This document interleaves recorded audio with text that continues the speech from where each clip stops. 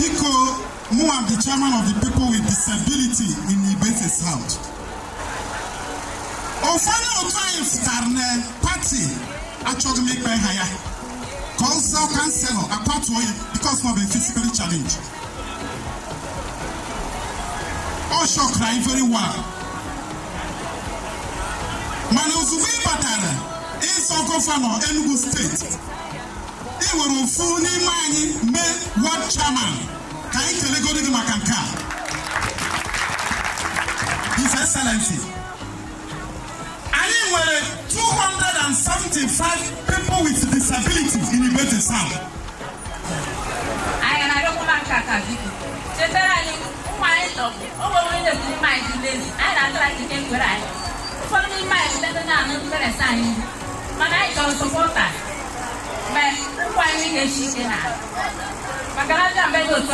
sometimes you need a bank like this. You need to leave the main bank.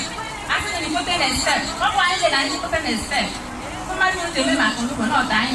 When I want to buy it, they might go to buy jail. You go soon, I DJ. If you go soon, I DJ.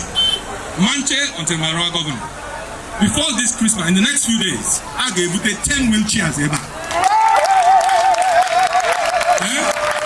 And then again, we'll take 10 sets of crutches to this place before Christmas. Right? And here our lady could make access. Hey, where do you make it is sure that no you're disabled or not, if I a public building, you will access and I did may enforce. No, I will enforce it. I will enforce it.